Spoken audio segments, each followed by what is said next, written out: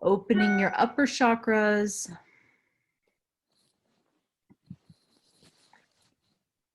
And opening your upper chakras towards not just the atmosphere, but beyond into the mystery of space and feeling the dancing celestial bodies and their effect on us. Grandmother Moon, various planets. Particularly feel the radiance of the sun.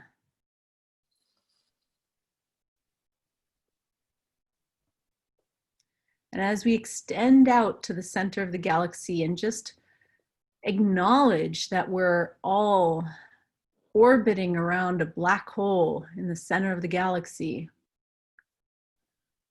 we want to welcome this dark energy into our heart. Welcome and open ourselves to receive and drink from the cosmic intelligence,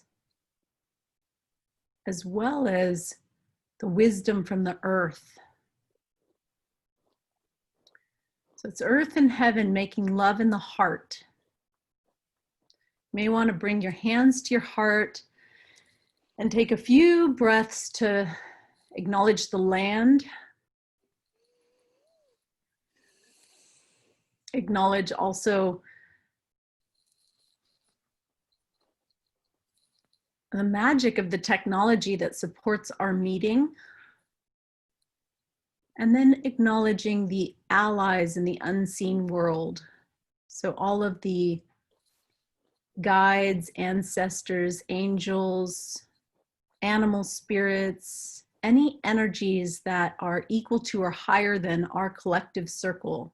We welcome, invoke, evoke, and embody these energies as we enter into this sacred circle.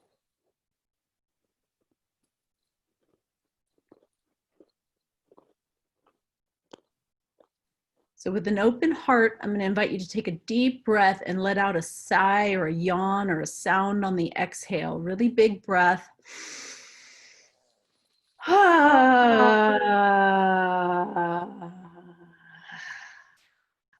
Beautiful.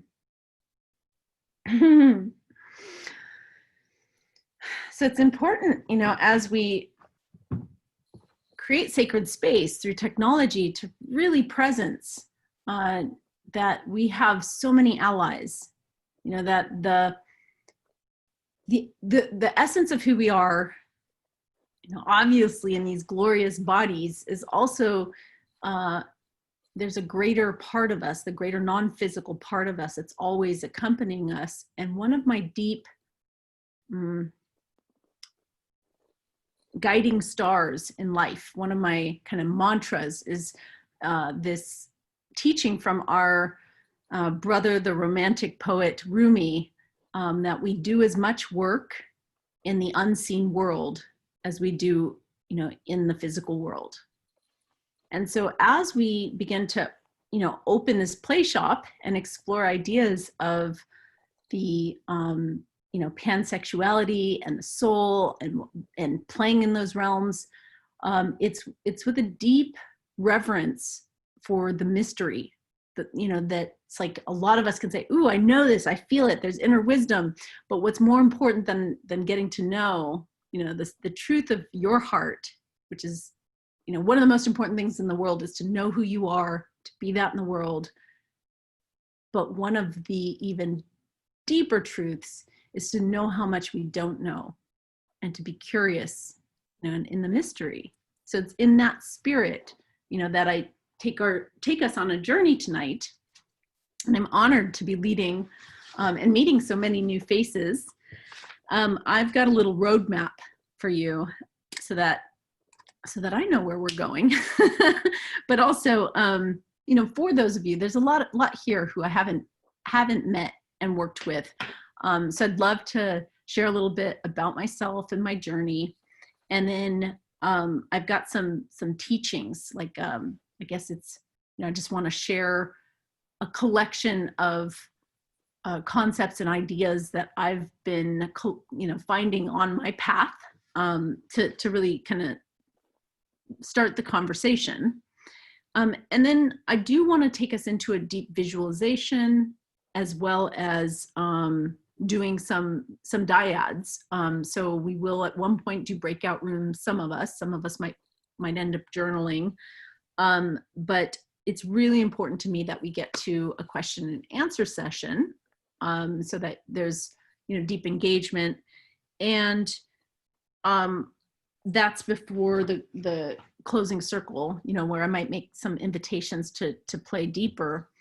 But my question, I have to admit, Maha and I, who's assisting me, thank you for being on the call. Right before the call, we realized, oh, this is a 2.5 hour play shop.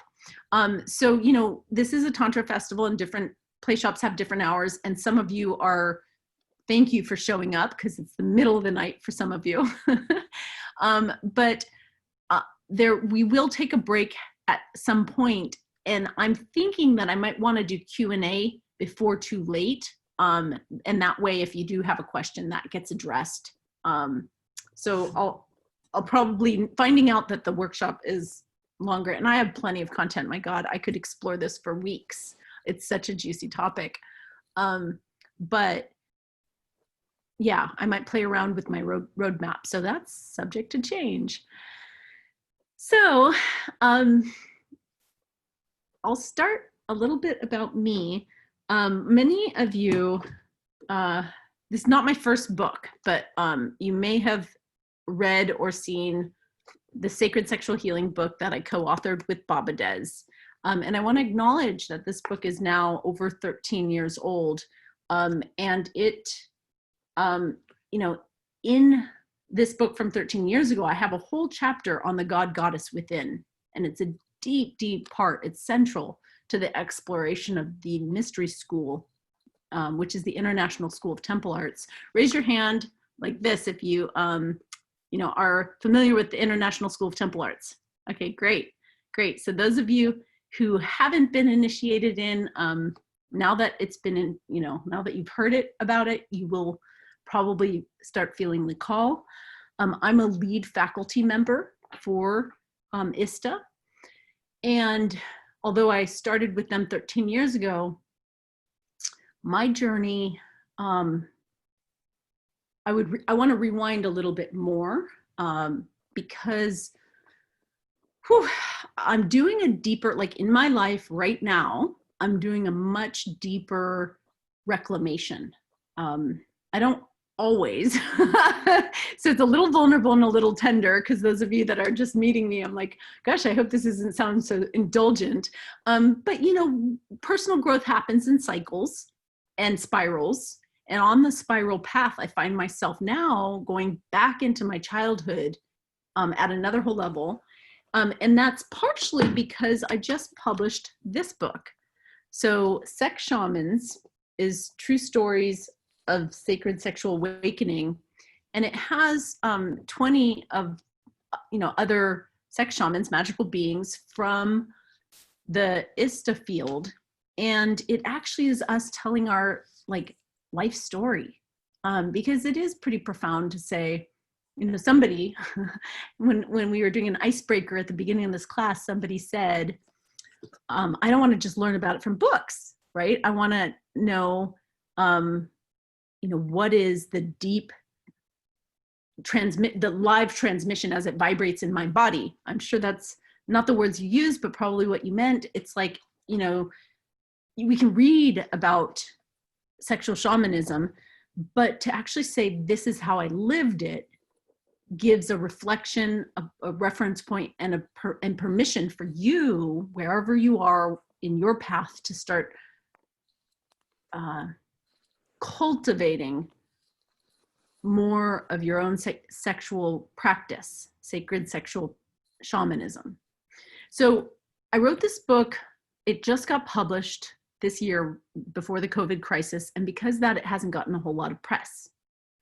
Now, in order to write this book, we did what's called a recapitulation.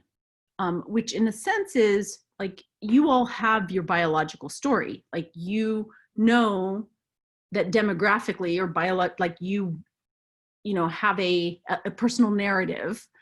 And as you were developing formatively, your consciousness was, you know, when it matured, you went from a certain understanding to greater understanding to greater to where you are now.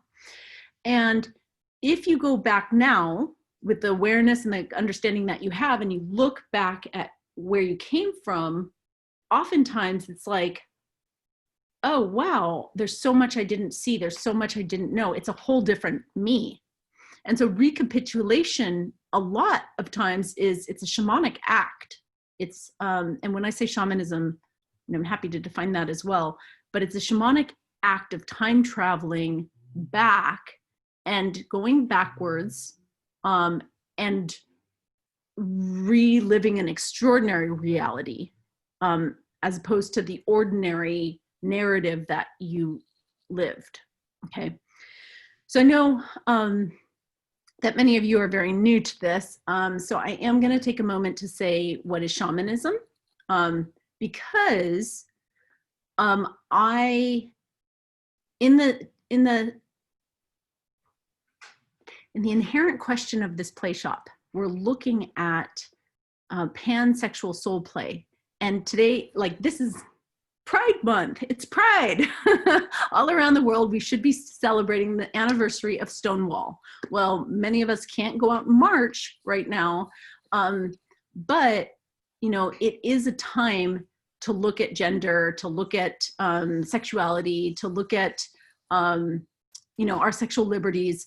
And I'm wanting to look at it in this moment with this circle, not from a gender politics standpoint.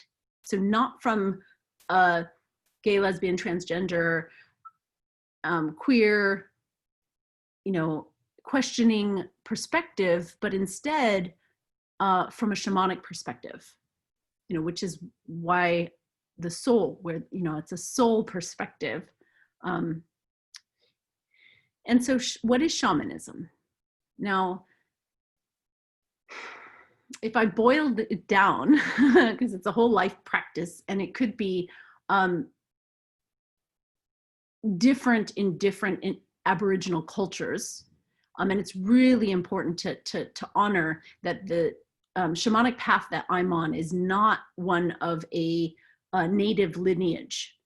So it is actually a, you know, all around the Aboriginal cultures, there's different medicine people, or there's seers, or curanderas. You know, I'm Latina, and my mother's actually, I am a second generation curandera, but she was trained by her grandmother. And that's like an herbalist and a healer. And so there's lots of different teachings. And this isn't about, you know, although we do work with the land, and that's a big ingredient, what all cross-culturally, all of those various lineages have in common is they have access to ecstasy. So they're able to go into like a trance, like to raise the vibration, you know, and go into a trance, and from this trance place to download powerful healing, insight, information for themselves, another, for the tribe. You know, this is what shamanism is. And, you know, many of you may have dabbled with plant medicines from, you know, certain lineage. You know, I know when I was in college, I did peyote on the reservations, and, you know, ayahuasca in Brazil. But the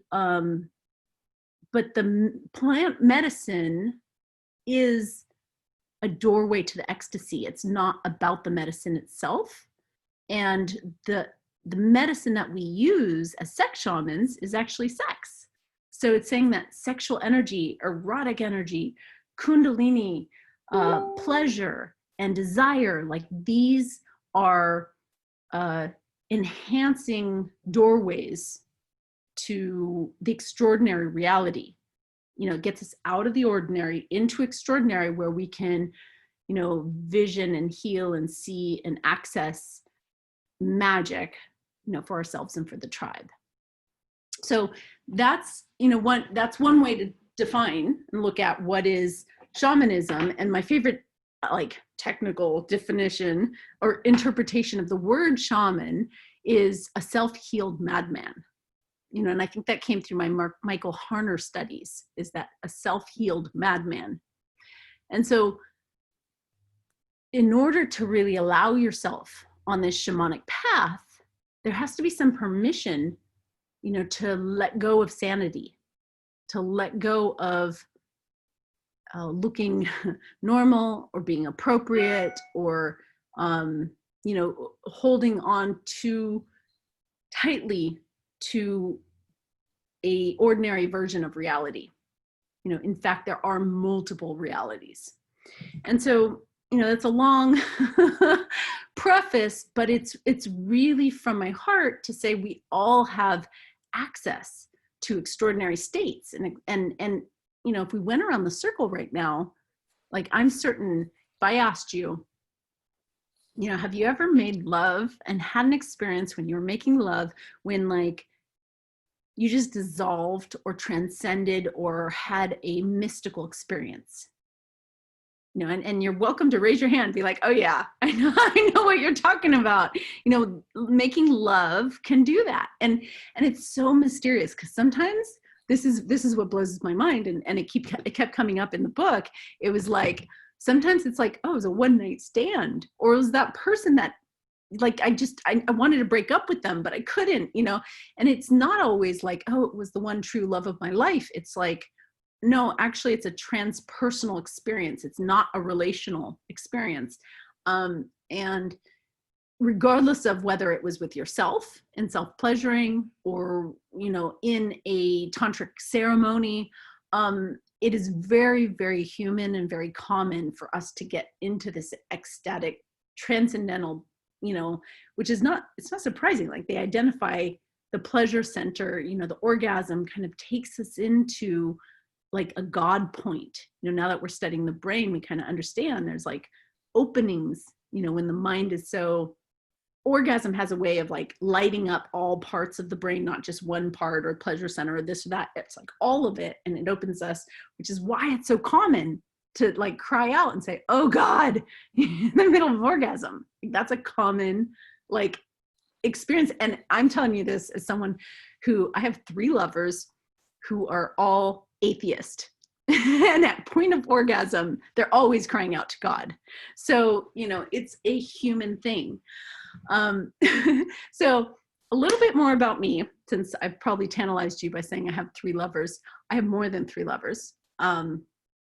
Many of you know I was on a reality show called Polyamory, Married and Dating. So I'm best known for my love life being very abundant. I happen to be in San Diego. This is my living room. And I live with my husband and my son, who's in the other room doing his online homework. And this is so delightful for me, because normally I travel all around the world teaching these workshops, and I'm at home, I get to share. So my husband and I, who've been together for almost 20 years, have an open marriage the whole time with, I have another triad that I see, and a girlfriend of 8 years. And, we've got about a dozen lovers who all know about each other. And so we practice polyamory, which is just one kind of ethical non-monogamy style. So there's lots of different styles. We won't go into that in this workshop. In fact, that's when I want to invite you to the Wild Love Laboratory, which I'm teaching on Saturday, and we'll talk all about love styles and relationships there. But I want to share that I'm living my life by my own rules, by my own design. And to do that, in order to really live free and liberated, and the way that works for you, comes from a deep, deep, fierce desire to know yourself and to be true to that. And my first hit, of who I truly am came, I guess it's 25 years ago now. As I was sharing, I'm in this recapitulation, which means that I'm looking back at my childhood, and I don't have a whole lot of like telling moments that are like, ooh, I knew I was going to be like this. I wasn't like sexually awake. I wasn't like one of those really precarious kids. Precarious, I mean precocious. Precarious is debatable, but I do know that when my sexuality came in, I was attracted to women, girls at the time. I was 15 when I came out to my family. So coming out 15, it was a very different lesbian scene. Like back then, it's like, are you gay or are you straight? Like there was no bisexual. Like bisexuals were traitors, or they were confused, or they were just going through a phase. Like that was not a thing. And so I was pretty torn because I knew I liked girls. So then I was like, oh, I must be a lesbian. And I was exclusively with women, and I was an activist for the lesbian like women's discussion group in college. And then I was also I'm a performance artist. So I did organize the LGBTQ festival of Hawaii. So I moved to Hawaii after college, and I was organizing for the queer culture. And I want to share that, not just because it's Gay Pride Week, but because a lot of what we think of when we think of pansexual is, this kind of like gender identity, gender politics. And so, what I'd love to drop in right now is a deep honoring to that map. And in a moment, I'm going to ask Maha to put a picture just in a second onto the screen, because this is what we as, the queer movement in 2020, like this is pretty much the best of what we know to say like, hey, this is how gender breaks down. And by the way, you're going to hear my cat in the background. I'm not a negligent mother with a crying baby. It's like my little kitty wants food probably. So what'll happen is I'm going to show you this picture, and I'm going to share with you some of these teachings. And it's for the purpose of saying this is one important map, and it's an important map to the Pride movement and the queer culture. But the pansexual soul play that we're going to be doing is not on that map. We're going to go into this other realm, but to pay homage to and to honor, like this is our working understanding. So go ahead, Mahan, and if you can get that up. I will say this map was introduced to me from Javi, who's one of ISTA's apprenticing to be faculty for ISTA. And so what you're going to see here is that at the top, this is the gender unicorn. And the first in the image, I want you to notice the rainbow is in the thought bubble. So it's like talking about, hey, there's what's between the ears, and that's how you think of yourself. Good. And then move down to the heart. And then there's like, oh, okay, who do you relate to? What's your connections?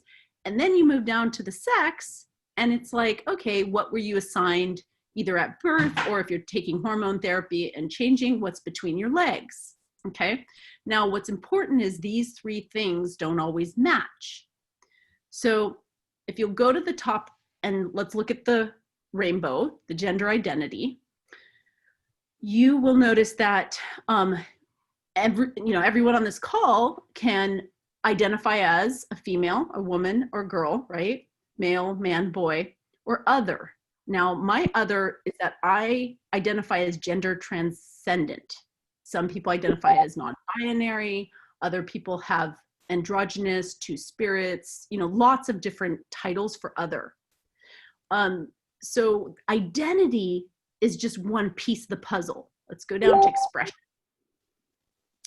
So regardless of your identity, you could express totally feminine, which for the most part, by the way, I do. like I happen to be wearing a pretty dykey flannel today, but that's, you know, not my typical. Usually, especially when I'm teaching, you know, I've got a padded bra and lipstick. And that's feminine, and it's an expression, right?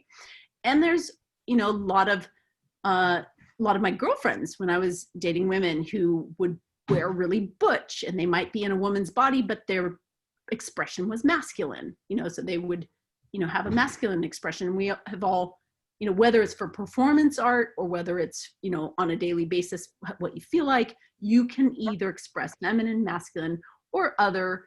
And other is a full range of, again, non-binary or queer, or even, you know, this unicorn's an example. Some people like to express as it, or fuzzies, or, you know, animals, or there's other ways to express, you know, that's beyond the binary feminine and masculine. Next segment. Now, this is really pretty clear. The doctor will, you know, at the moment you come out, assign either female to or male, depending on whether you have female or male genitalia. And then there's a lot of cases in which, even with the genitalia, there might be, you know, Y chromosomes, differentials, or X chromosomes, where it's like, oh, okay, assigned at birth, they know you're intersex or you're other, and other might be a hermaphroditic, or, you know, that you have both genders, but genitalia. But this is truly, this section is truly a biological medical category. This has nothing to do with your identity or your expression. It's just medical. Moving down. This then can also vary. And this is so interesting, because oftentimes I've stopped asking people, like, you know, what are you physically, you know, who are you physically attracted to? I will ask people what their percentages are.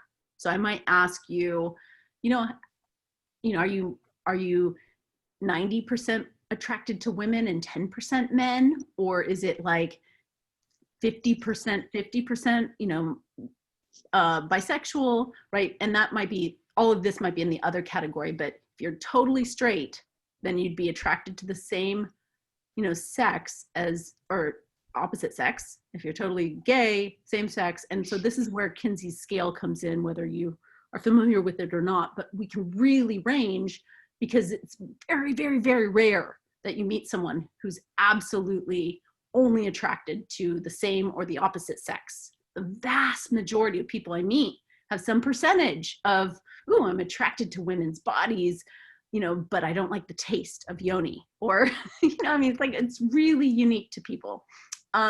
So the physical attraction is a physical thing. And what I love about this chart is when we go down, we actually look at emotional attraction, because a lot of times you can be deeply emotionally bonded. Your nearest and your dearest are the same sex as you, but then you're wildly attracted to the opposite of you physically, you know, or any combination thereof. So this comprehensive map, I love it because it gives so many examples of the permeations of how we are not just identity, expression, medically sex, you know, what our medical sex is, physically attracted to, emotionally attracted to. And if you're geek like me, it's really fun when you meet a new person to geek out on where they're at. And then to make everything more fun, you also want to give people permission to change. Maha, you can take the screen out or change the screen if you want back to, great. Hi. So through your life, at different points in your life, as I said, we're walking this spiral path. You may find yourself, ooh, I'm feeling to express myself more masculine these days, which I personally am. If it wasn't for COVID, you know, I'm like, okay, it's time to cut my hair. I typically will grow it. I grow it out, cut my hair, and I will go through a deeper period of embodying my masculine. And then it just, like, I have a witch's curse where it just keeps growing. So less than 3 years ago, I, you know, buzzed it so that it's time again. But that cycle is part of my own path. That cycle and shift looks so different for so many people. And so by using this map, we're honoring the diversity, and we're also honoring the permeability and all the changes. Okay, I'm going to pause here. Before we go into talking about a more shamanic map, I want to see if there's any questions that we have from the field. So I'm going to need your help looking for hands, and so put up your hand. I welcome comments as well, if you just have a comment. How was that gender unicorn map for you? Good. Okay, so it looks like I was thorough and didn't leave any room for questions. I am looking into the chat, and I see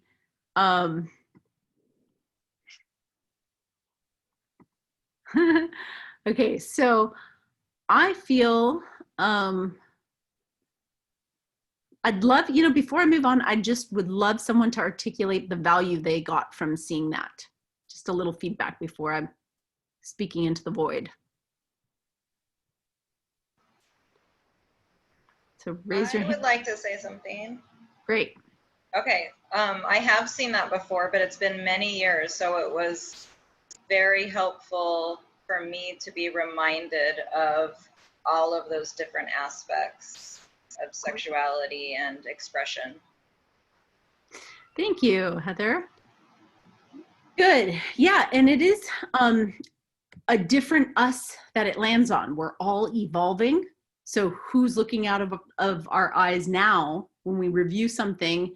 You've probably evolved as a sexual being since the last time you saw that. And so that's beautiful. Now, the map, I'm torn on how to do this. Okay, so I'd like to present another image, but this one I'm just going to hold up. So this is Shiva-Shakti, and I'm going to take a radical jump and try to pronounce this. Ardinar. Let me do it. Thank you, yes. Ardhanari.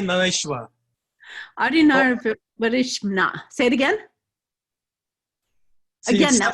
Half man, half woman. No? Ardhanari Nrishwa. Ardhanari Nishwar. Love it. Beautiful. So yes, we see Shiva on one side, strong, protecting with his trident, and we see Parvati on the other side, and she's blossoming and she's radiating. And this is not about an external deity. Like, yes, I honor the Hindu canon from which this image comes, but it's a reflection of the internal, that we all have the masculine and the feminine inside. And so the idea is really simple from a Western perspective. We have Carl Jung, who offered this, made the biggest contribution about the inner masculine and feminine to the Western psyche. And Carl Jung did a tremendous amount of work in the collective consciousness, in mythology, in dream work, and insisted that inside all of us that there's a shadow, there's a repressed aspect of ourselves that's not fully expressed, that's often the opposite of our biological gender. And again, this isn't a psychology class, so we're not going to get into Jungian psychology as much as the shamanic interpretation, which is a deep knowing that at the greater non-physical self, the immortal part of our being, the one that always was, always will be, continues beyond this body, that one isn't limited by our, biological differentiation, which is part of, like it's necessary for our procreation in the third dimension, but it isn't it doesn't define who we are. So this soul is hermaphroditic in essence. And the essence of the hermaphroditic soul is that it's, there's a wholeness that is inherent before we come into the body. And then when we come into the body, we split. So, the doctor makes that declaration. And in that moment and all the conditioning and all the programming afterwards, there's a celebration of the dominant or physical expression of your gender. And then there's a repression or a denial or just a contrary messages about the opposite. And so what happens at the soul level is that part of us begins to wither, or doesn't get seen, or doesn't get acknowledged or given permission. And so there's something called soul loss. So in shamanism, soul loss can lead to, it's like a hole in your aura. It's like it can lead to, dis-ease, if not physical, then, mental or emotional or spiritual. That soul loss can be really like it's a detriment to your wholeness. And so what's beautiful about some of the shamanic tribes that recognized the hermaphroditic soul is that there was, sometimes it was recognized in some people, and we have teachings, and it's not the same as the twin spirit, but those who have heard about the twin spirit from Aboriginal cultures, it's very similar, that there were tribes who really honored that some people had both. The difference, I would say, and I'm still exploring this, and I'm talking to a few scholars about it, is that in the Native American twin spirit movement, there's there's 5 different genders. Twin spirit's just one of them. Being gay or being lesbian could be another. Being straight, but the idea of twin spirit is that it's in some people, whereas what I'm invoking, inviting, welcoming the discussion around and proposing is that we all have a hermaphroditic soul, and anybody who's done, raise your hand if you've done past life regression. So you've gone through, you've kind of gone into like some state, and some of you just met someone, you're like, oh my God, we might've known each other in the past life. Oftentimes when we remember those memories, we recover them, we realize we were different genders in different lives. How could that be if we didn't have a soul that went through various incarnations, switching bodies, but that the soul wasn't one side or another? It's actually hermaphroditic. The immortal soul is more than the biological body. So from that perspective, or this map, right? And I propose this map. I'm not trying to indoctrinate anybody into my thinking, or my grandmother, bless her heart, she died this year. She was 100 years old, and she used to be like, you are the sweetest, most brilliant cult leader I've ever known. She used to think I was a cult leader. And I just want to say, like, she just came in and her voice came through, and I'm like, I'm not trying to ask you to join this cult, but to just contemplate, if adopting this map, might I be able to, let me try it on enough to see if there's more full expression for me, if there's more versatility, if there's more permission, if there's more liberation. If it's valuable to you, use it. If it's limiting or constrictive or doesn't work for you or clashes with your ideology or puts you into existential crisis, then don't. But let me continue with the narrative, which is you get enculturated to one gender or another in this binary world. And in a sense, your hermaphroditic self, your inner opposite, goes underground. So it actually not just soul loss, it kind of like freezes in time. It's immature. Because many of you remember, like when you were a kid and you're playing and gender didn't matter and it was before puberty. Then after puberty is when it really started to matter, and kids were, the bathroom, bathrooms were separated. When you're little, doesn't matter which bathroom you use. There's lots of ways in which when you're little, nobody cares. You can run around topless and you can this and that. But as soon as you're going through puberty, it really matters. So we're going to take a break soon so that I can feed Kabuki. But come here.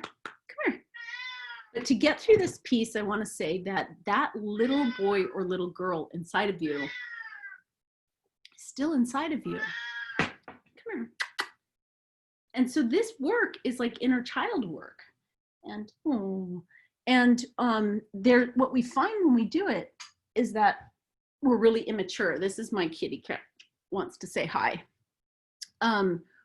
We have these immature parts of us that sometimes we judge and we don't listen to the inner child, So I've got a little boy who, he has a lot of this, like, I want to be just like one of the boys. That's a lot of his voice is like, I want, like, and there's also some voices around it not being fair because I didn't get to express this little boy.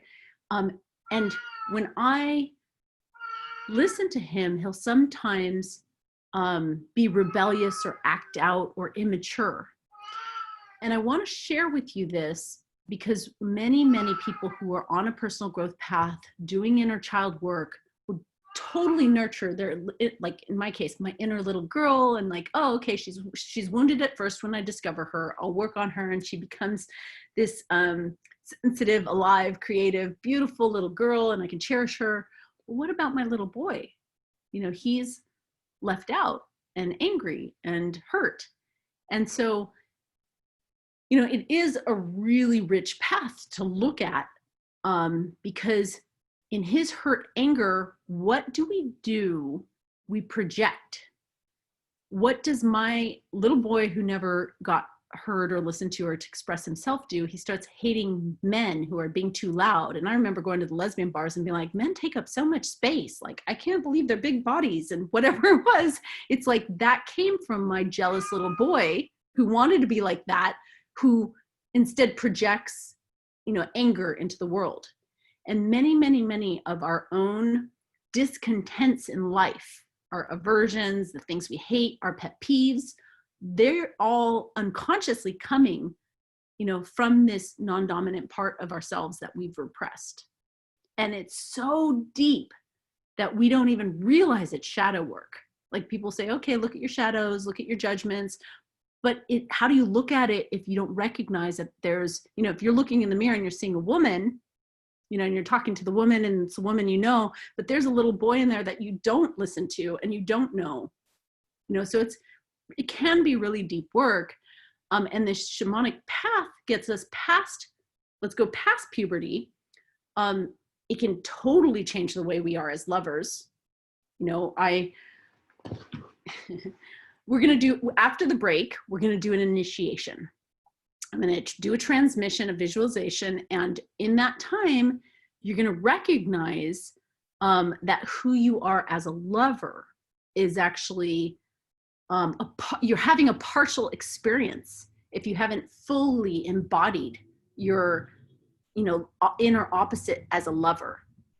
And so we're going to have a direct experience of that. But I will say that for the first 3 years of my lesbian adventuring, I was so immature and unconscious. I would not only drink and go home with anybody that would kiss me, but there was a certain like conquering and conquesting, and there was a cruising that came from my immature little boy.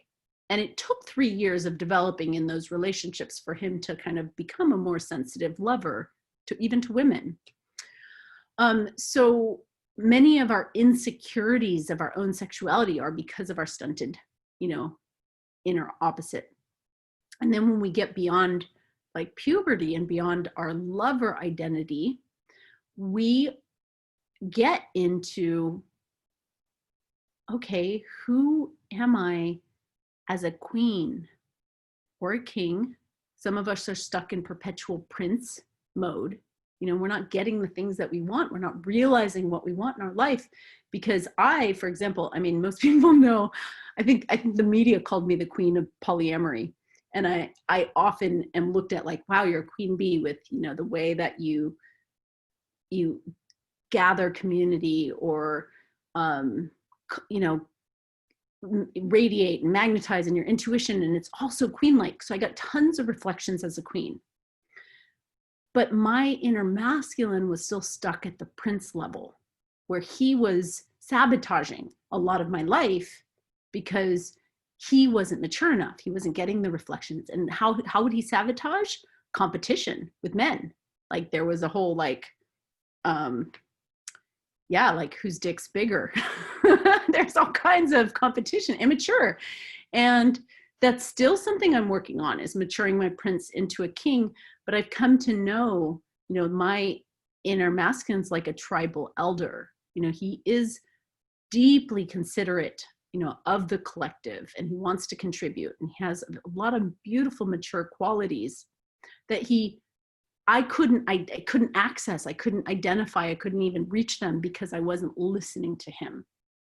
And so this is the map, is that we're going to go through, you know, as we reclaim our hermaphroditic soul, we want to mature both sides. And by the way, it is true that in a man's world with this much collective wounding, some women in women's bodies, like female bodies, will be having to play a man in order to succeed in work, and their feminine isn't listened to, and their feminine isn't nurtured, and so it's important to note that, you know, for the sake of this short class, we're going to look at what's my inner opposite, but to really embrace the shamanic map, you want to be whole and have a deep divine relationship, like a union between your inner masculine and your inner feminine, and have them both communicating and maturing and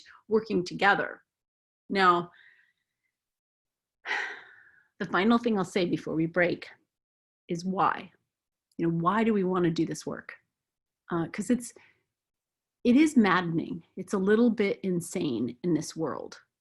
And it's also deep work that takes a long time.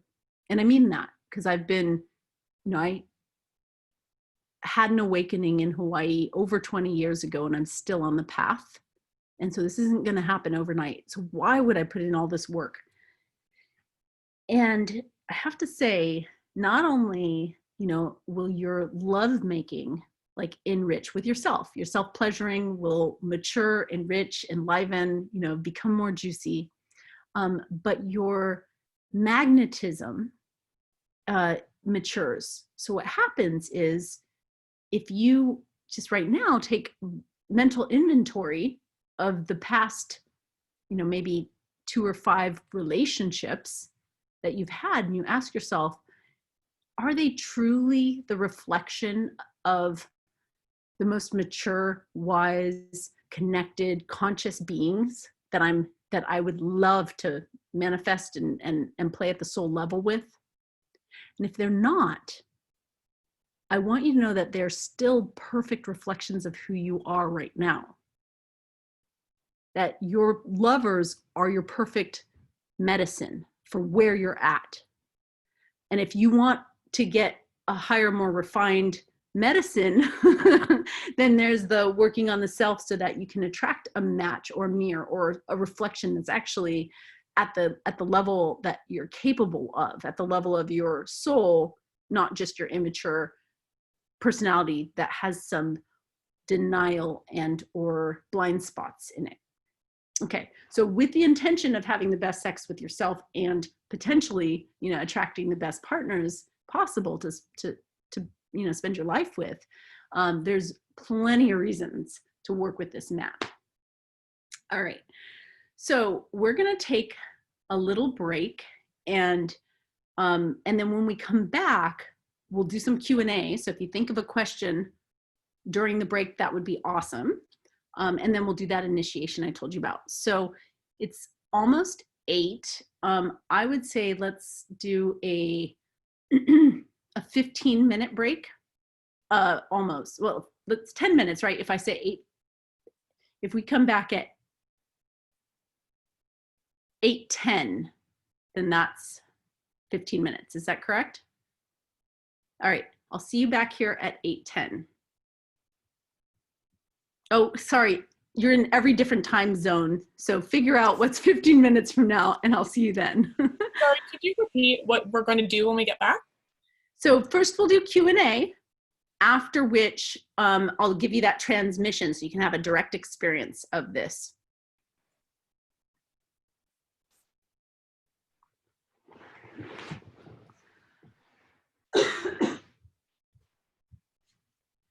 And Dave, if you could pause the recording, that'd be great.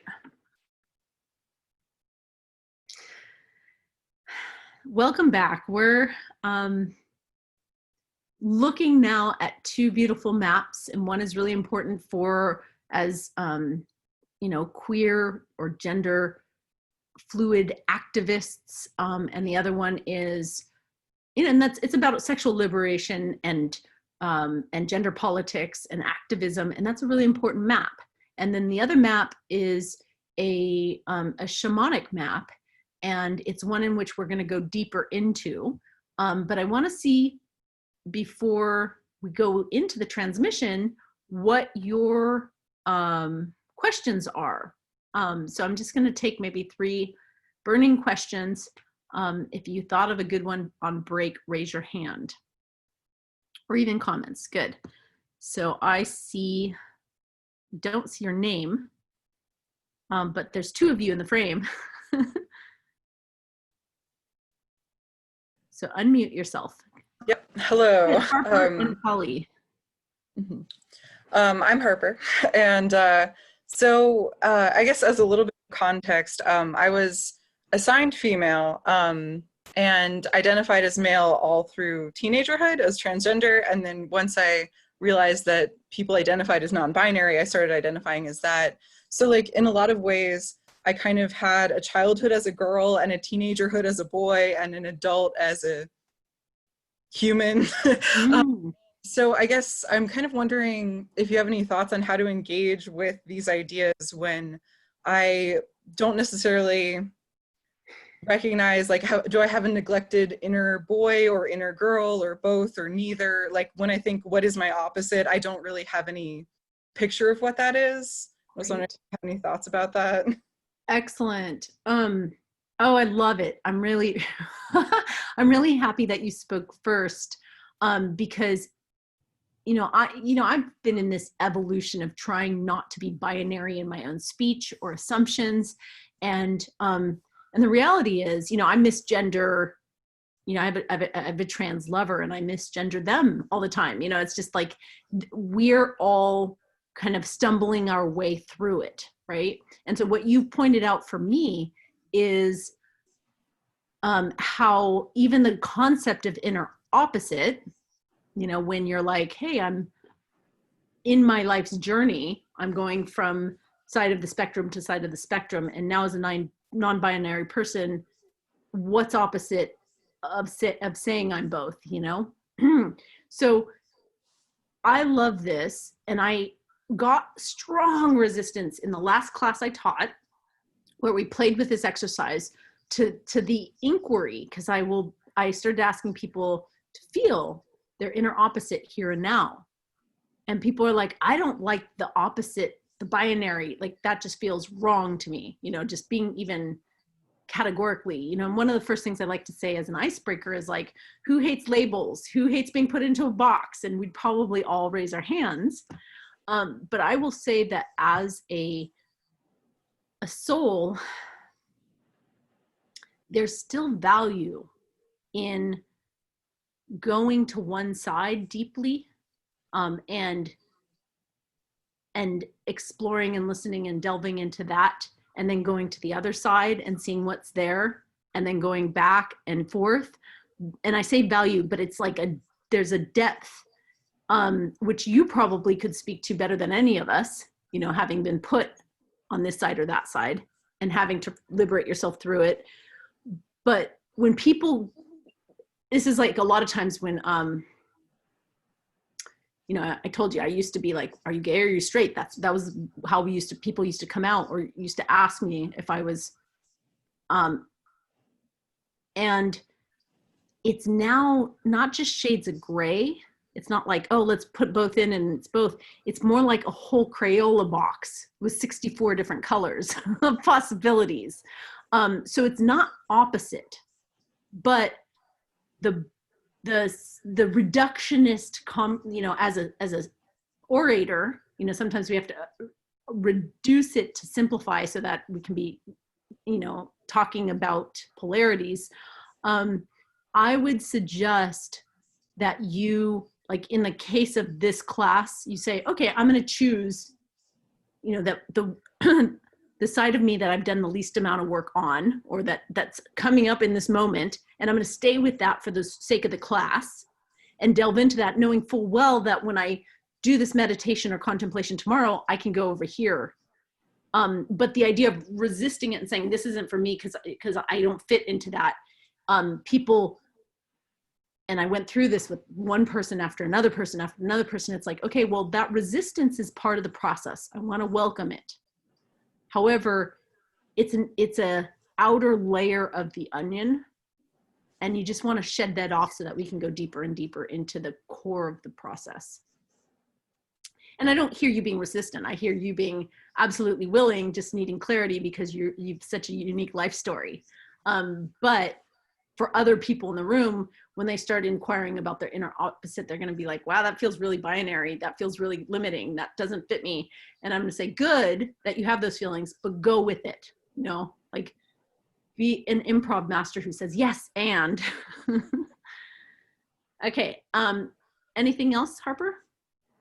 No, thanks. That was definitely helpful. Okay, great. Second question.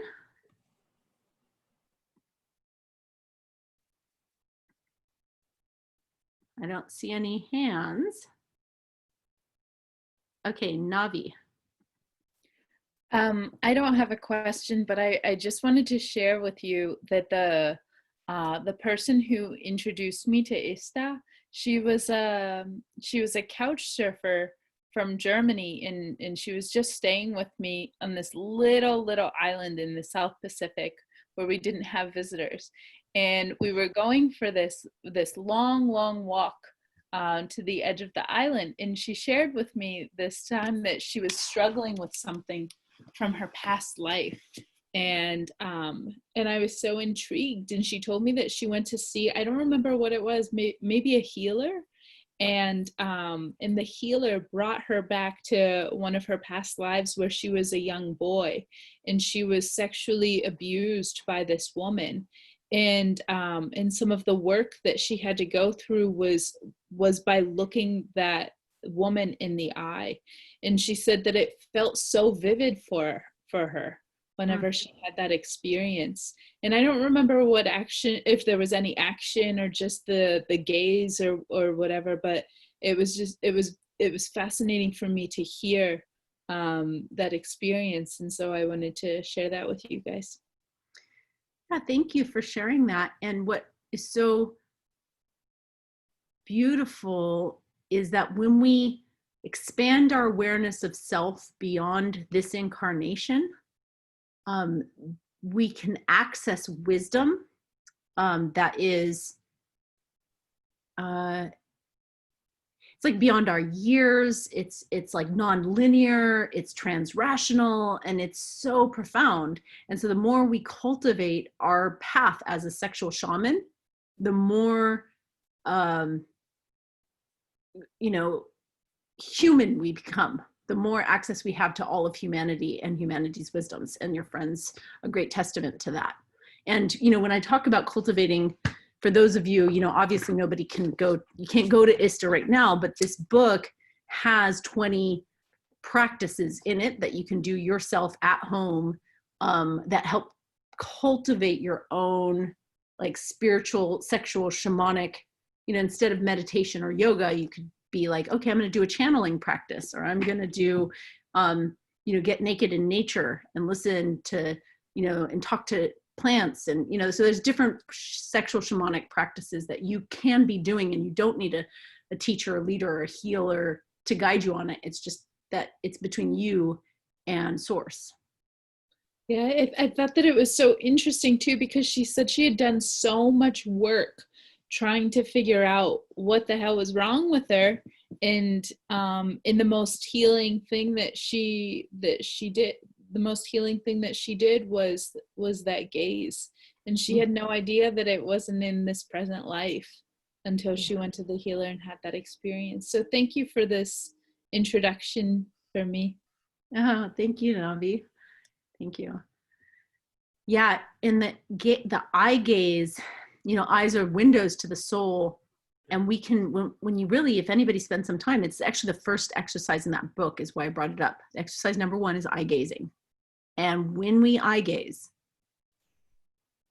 we can start to shape shift. Like my face will morph into an old woman or an African-American man or a child, or, you know, like I'll take on demonic, sometimes angelic, sometimes, you know, and it's like, I'm doing it, but so is anybody else who you're willing to just look into their eyes with an open heart. And then we can heal ourselves through past incarnations with that process. Yeah.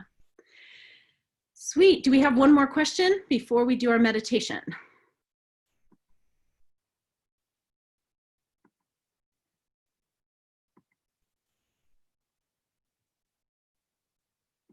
Okay, you're excited to experience this in the body. And I know we had a break and some of you have just settled down, but it's important to like shake the body and open the heart. So this is a interactive, embodied physical experience. So just slow down, feel how your body wants you to move in this moment. Articulate your spine. Sound on the exhale. Oh.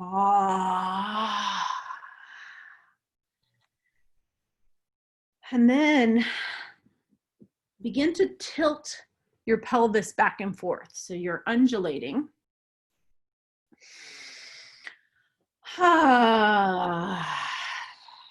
You're drawing your energy inward towards your core.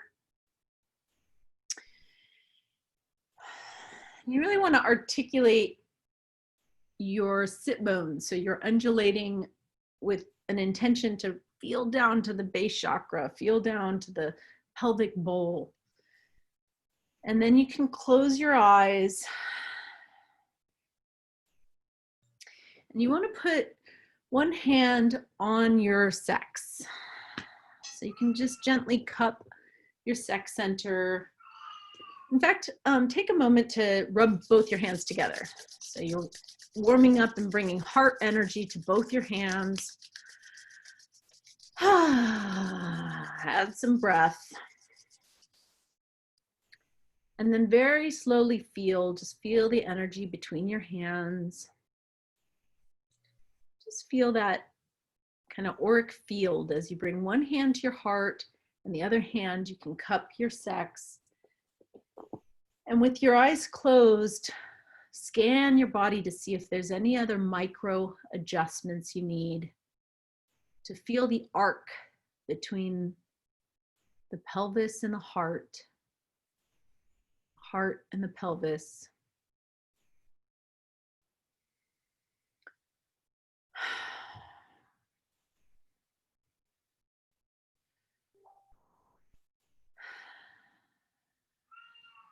So breathing now into your genitals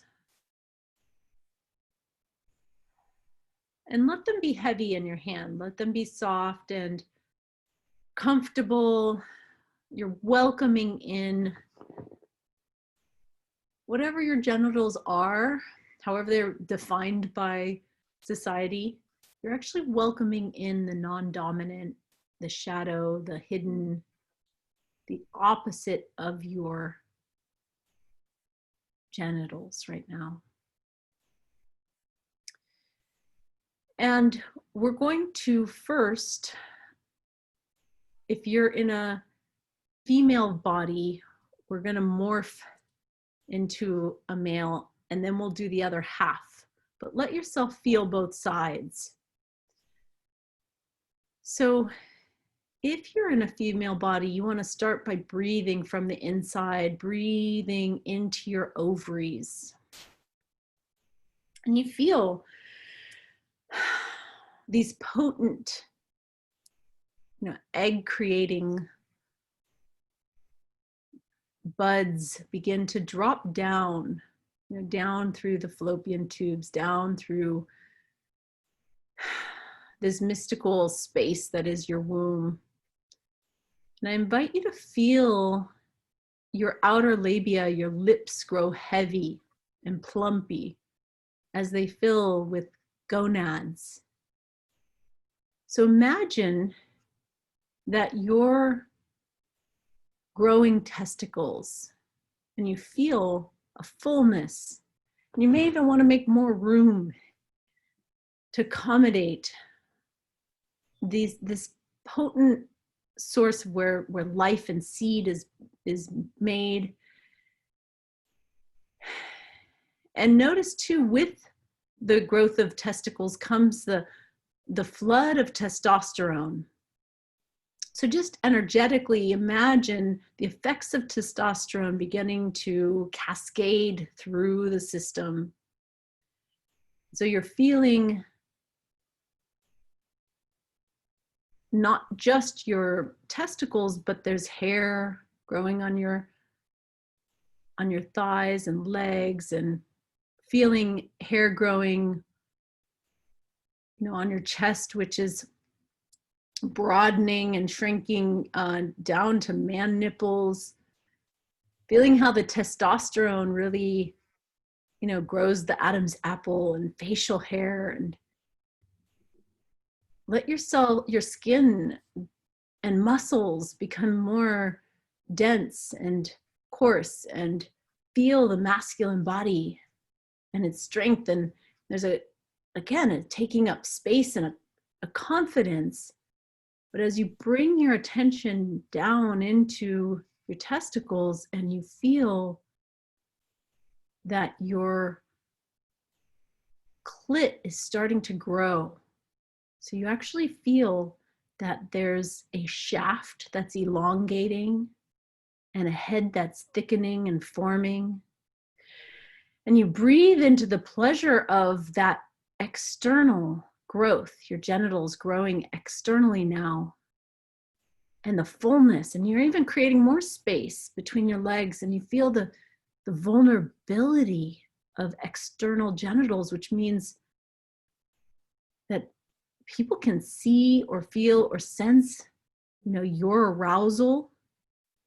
Let yourself feel the engorgement and the arousal that comes, and sometimes comes with some embarrassment, or sometimes it doesn't always work the way you want it to, and you want it to be erect and it doesn't. And just feeling the whole humility of the mystery that is having, a penis and a wand of light between your legs, and that what comes with the testosterone, and there's a type of a sensitivity in a male body.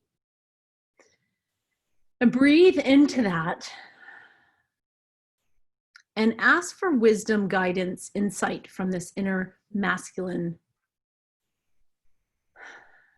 What does he want you to know right now? What's the truth of his heart? Feel into that space between his nipples. Feel that this is like a receiving pole in the masculine, that the penetrating pole is the lingam, but the receptive is in the heart, that there's a tenderness, of vulnerability, and there's a message there from your inner man. Take 3 more breaths to listen.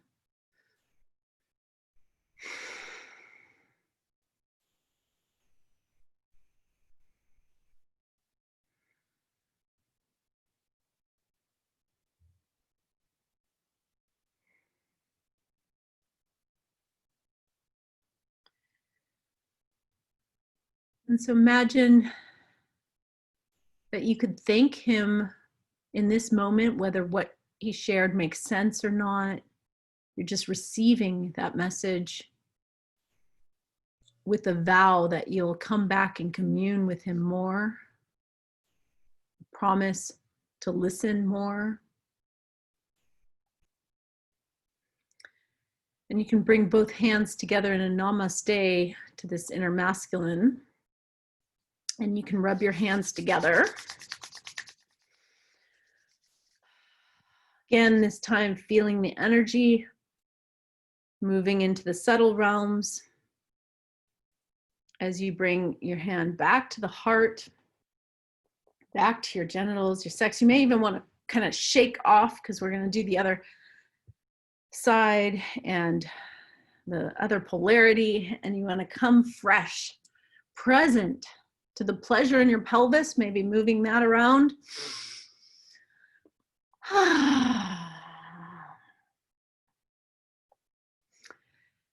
And then, journeying, if you're in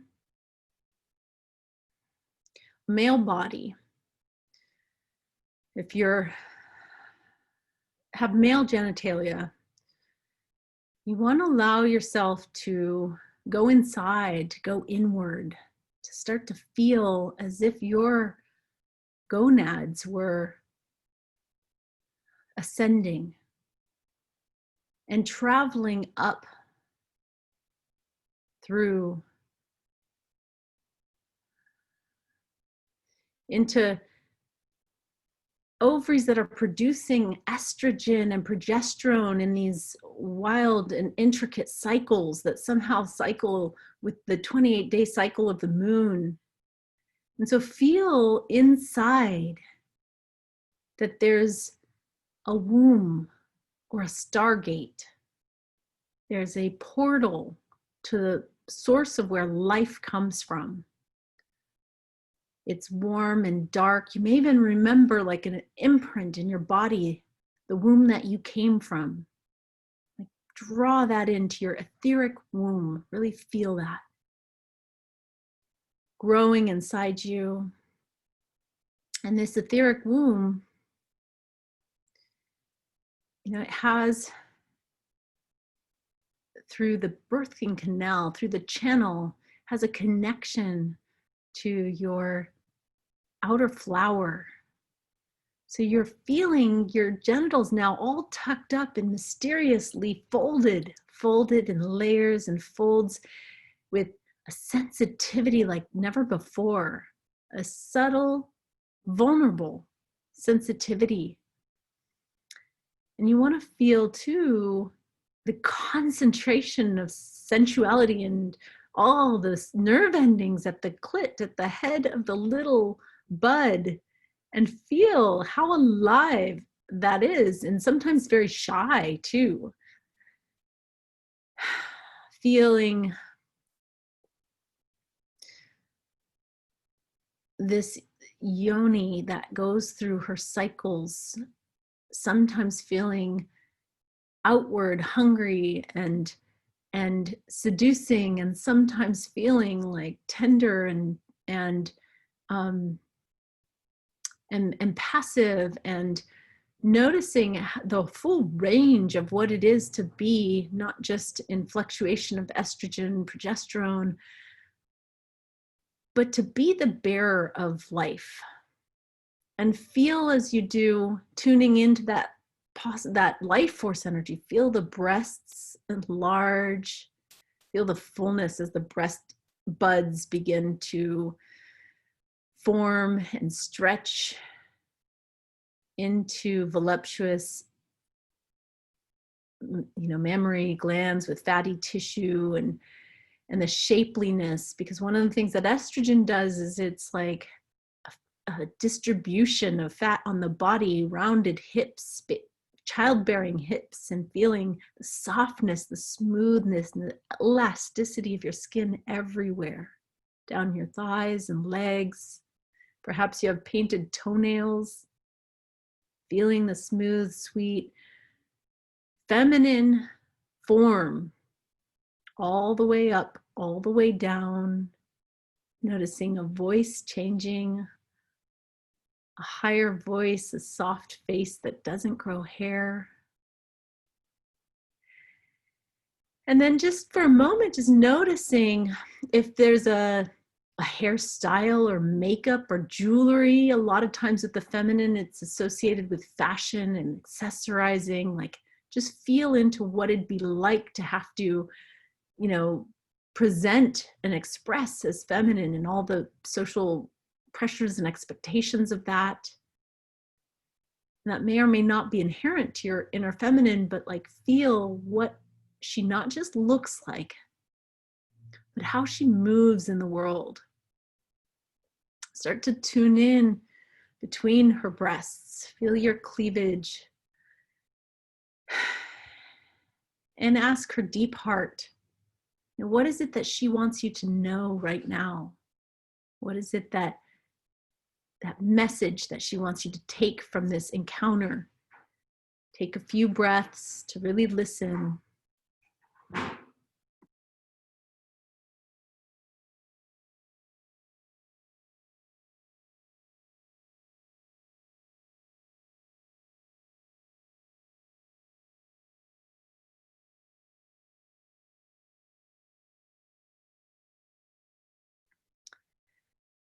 And with deep reassurance that this is just a brief meeting, an embrace, a welcoming, that there'll be more listening, more connection, more time together.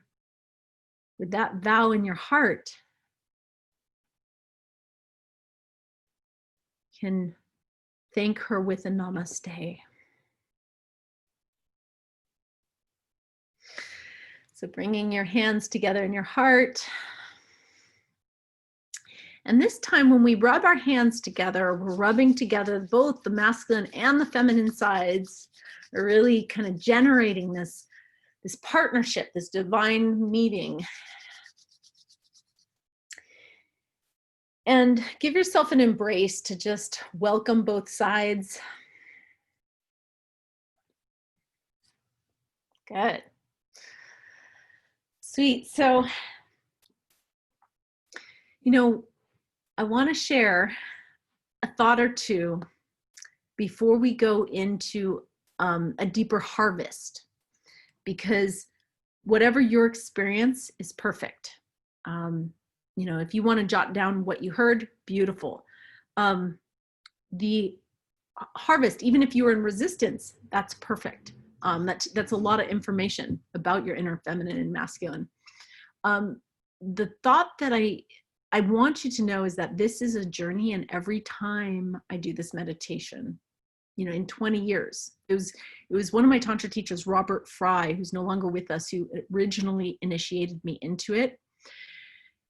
And the first time I did, my inner masculine was like broken and obese and just broken. And it was really kind of shocking and really kind of upsetting. There's like, you know, I had this idea of like, oh, my inner masculine is going to look like Brad Pitt from, you know, the movie Troy. Like, I had this fantasy of what the ideal, you know, would look like.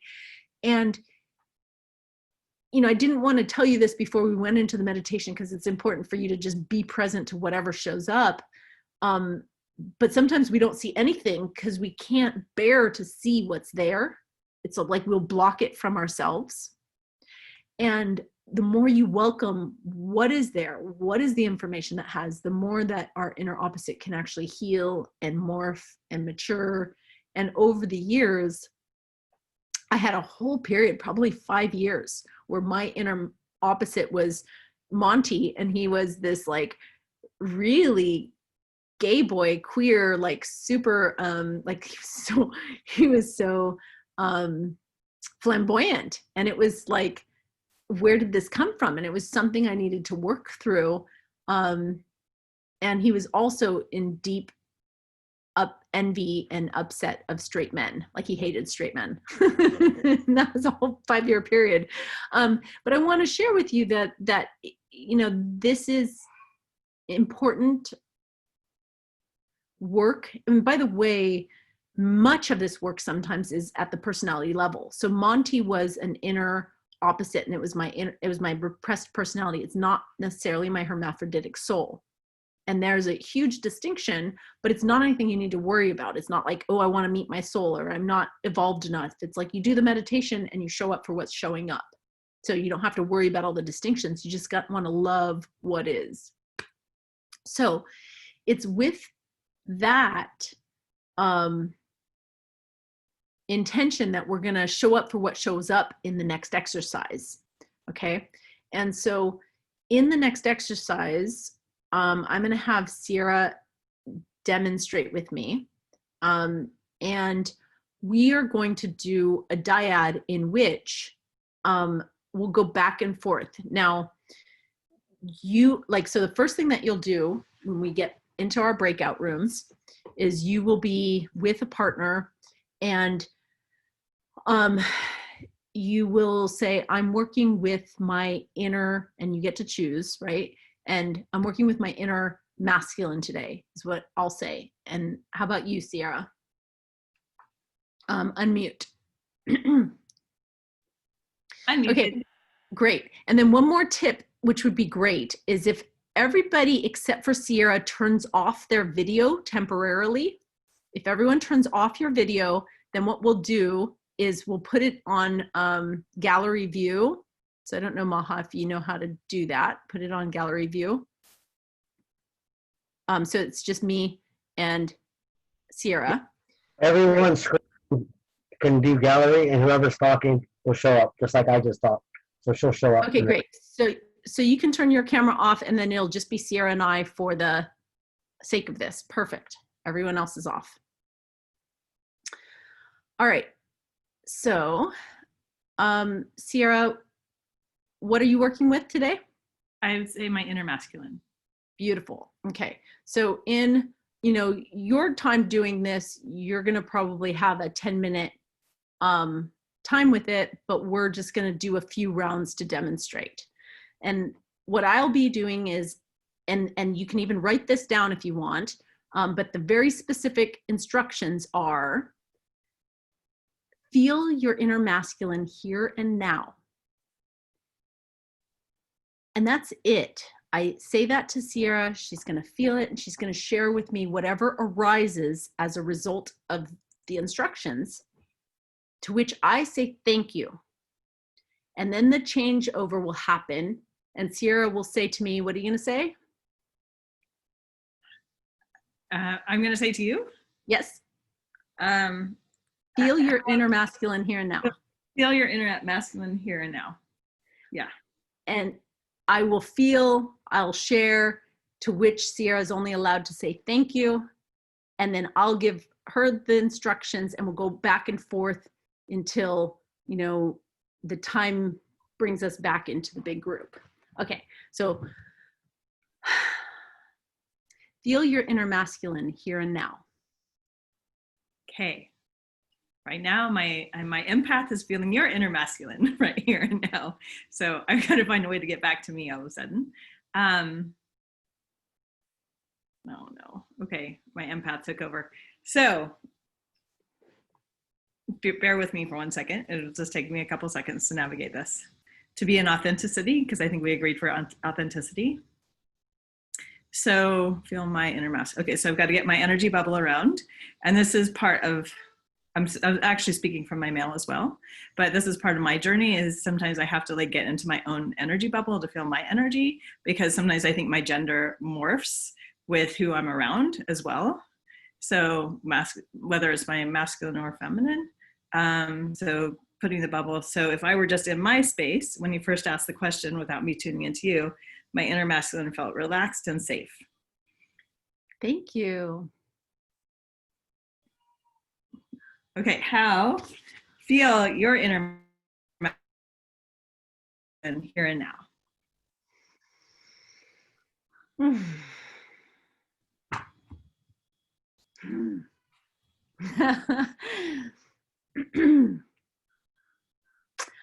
I feel turned on, and it's like a soul arousal by being on purpose.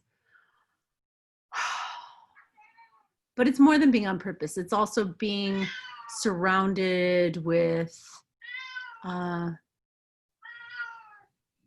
like-minded lovers. That arouses my inner masculine. Thank you. Feel your inner masculine here and now. My inner masculine was a little turned on when you said that you were turned on by your purpose. Purpose is very sexy for my inner man. Definitely arouses the erectile tissue, purpose. Anything else my inner male used to say? No. But sometimes my inner masculine or my inner male can tune into the quote unquote God qualities. So I just want to say that out loud. Thank you. You're welcome. Oh, and how does your inner masculine feel here and now? Your inner male. Good. Give me the instructions one more time, yes. Just as they're written. Great. Okay. I apologize. It's okay. I'll give them to you. It's feel your inner masculine here and now. Feel your inner masculine here and now. Thank you for the instructions. Feel your inner masculine here and now. Oh yeah, sorry.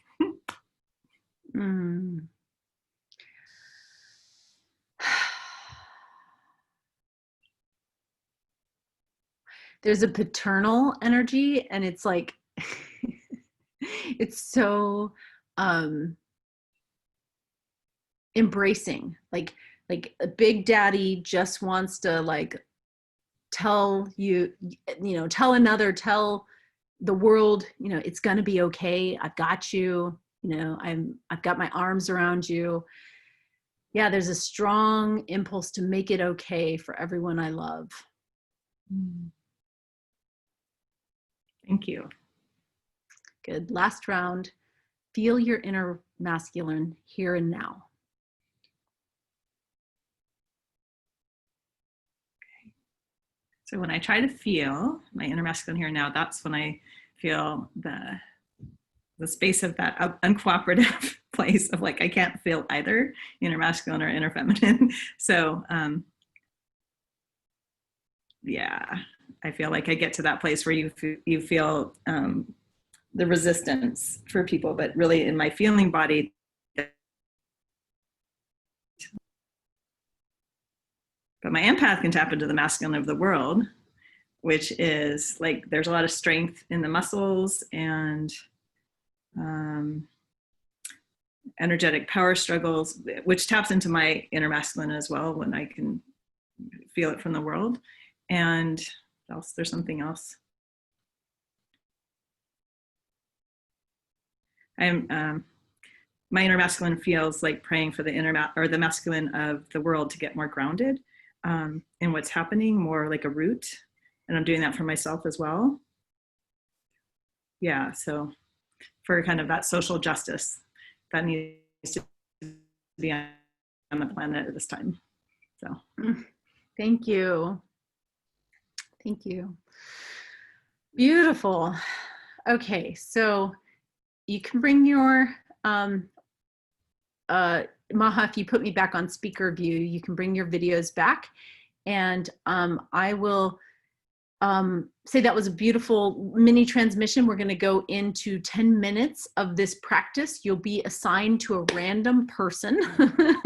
And so if you're assigned to someone, and they're not there because their camera's off or they're in the bathroom or whatever, like, it's best to turn your camera on, be present. We're going to go into a 10-minute exercise. And by the way, it's not about who your partner is. It's about showing up for your brother or sister, and they're a perfect reflection for you. So you go back and forth in the same way that we did for the 10 minutes, and then we'll call you back in. If you don't end up with a partner, because technology can be a trickster, then I highly recommend, and you can get tons of value in doing this anyway, is going into your journal and just you write to yourself, you know, feel my inner feminine here and now. And then you just journal, and then feel my inner feminine here and now, and you journal, feel my inner feminine here and now. And that as an exercise, when you don't have a workshop, I want to offer that prompt in the future so that you can keep cultivating a relationship with them. Okay, so do we have any questions about how to do this? We'll take other questions later, but I want to know if the instructions are clear. Okay, so ready for this, right? So if you're partnered with somebody who isn't there, there's a way to leave the meeting, and then I hope, you know, either you can journal or maybe Maha can help find a new partner for you. So either way, we'll see you back at just after 9 o'clock, which is just at the top of the hour. Okay, Maha, are you ready to put people into groups of 2? Yeah, so here's how it works. If I'm going to push you in a room, accept it. If you get in the room, there's no one there, hit leave and come back. Don't leave the meeting, just leave the room. You'll come back to me, and if there's another person that will pair you up. But you have to get the room first so I can move you around. If you don't go to the room and you don't join, then I can't move you. Okay? Great. That's good. I want to repeat it because your sound quality is funky. When he pushes this button, it's going to say you have to actually accept your breakout room, right? So you're going to push the button accept, you'll see a partner and you'll start. Or if you don't connect with your partner, leave the room, don't leave the meeting.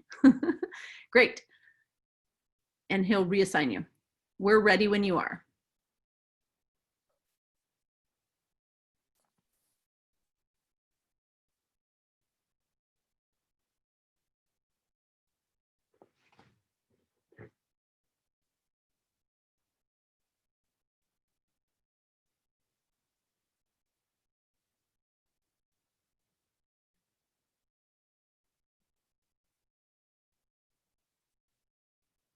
Just press accept if you get a request for breakout room. An accept, and where Lisa's going to be left without someone, whoever's in 10. Let me see if I can move her. Hold on one sec. Let's see. So Sierra was in 3. Let me move her to 3. Sierra, move to 3.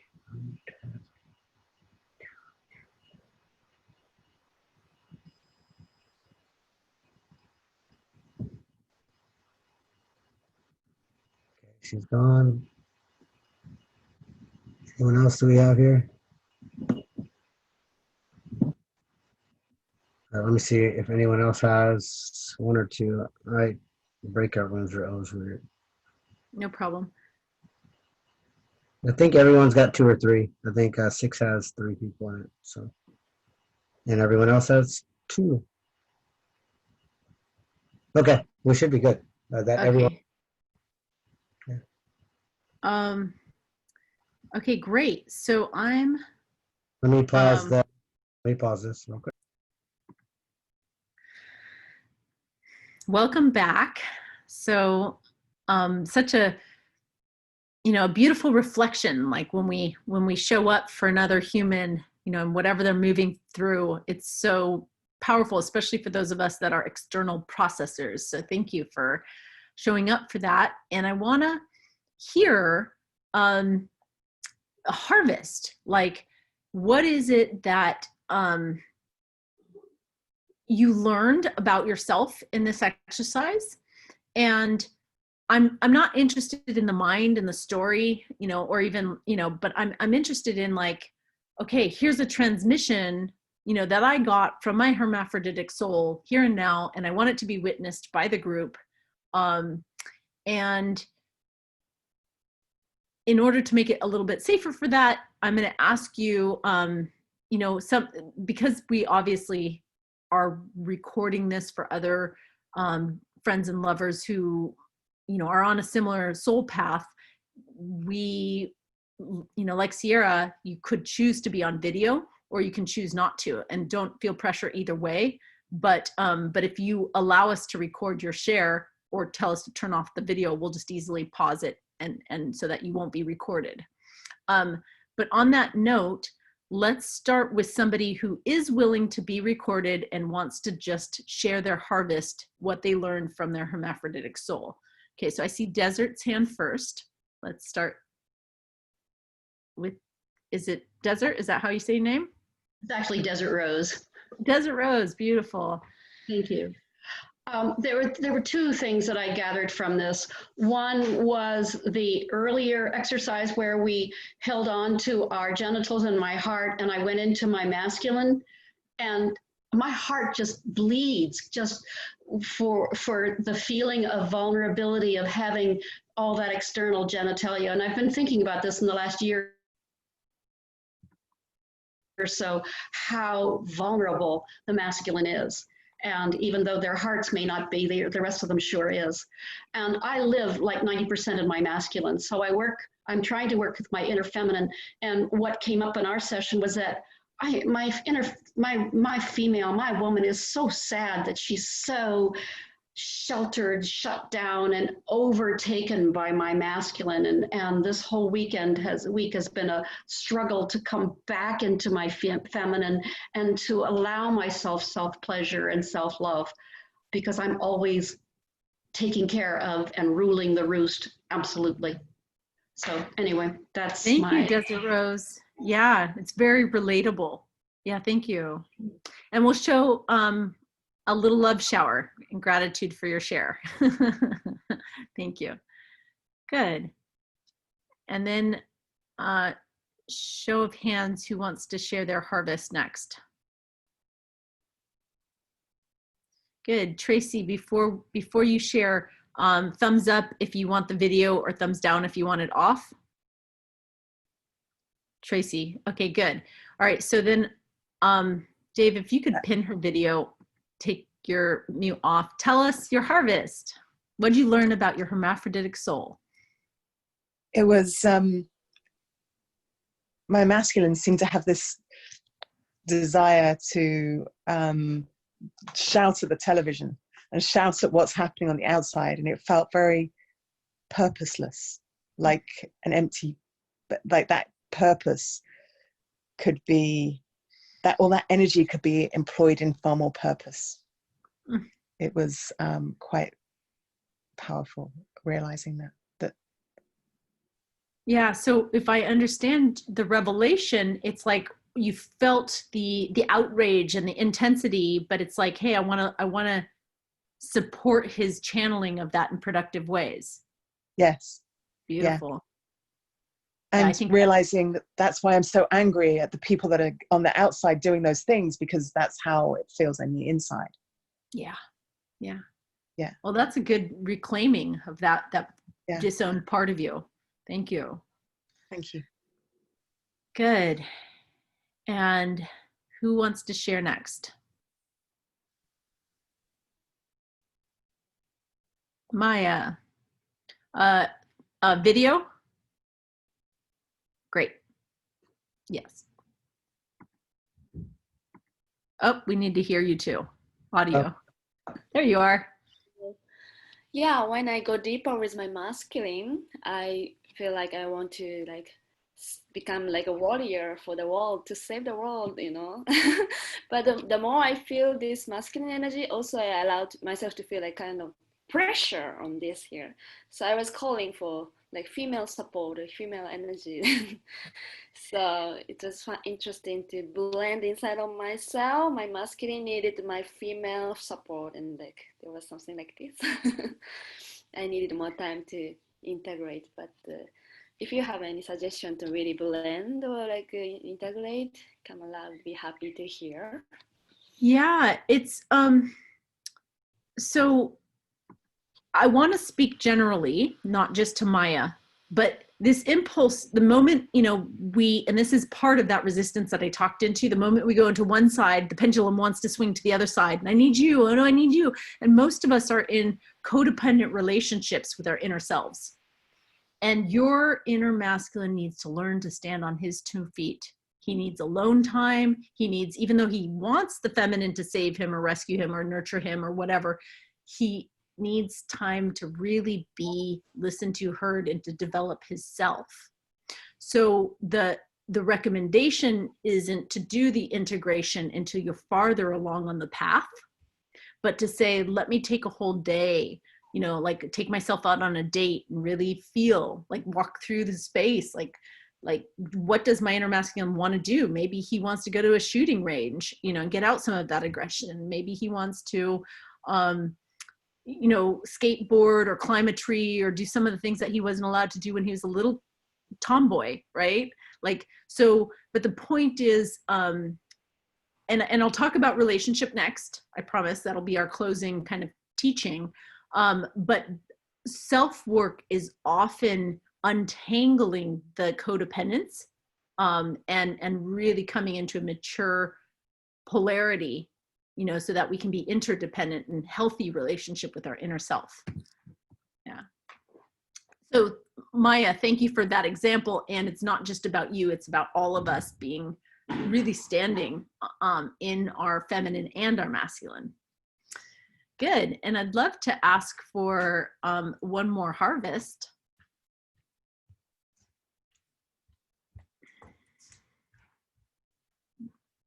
Okay, Sierra, good. Okay, I have a question first though, because you used the word codependency.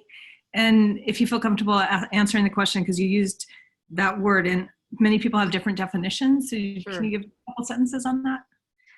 Absolutely, yeah. So, and by the way, like raise your hand if like coda is one of your spiritual paths or you're in the coda practice. So beautiful. Okay, good. So I'm not coming from like the recovery from coda as a frame of reference, although I bow to that as a spiritual path.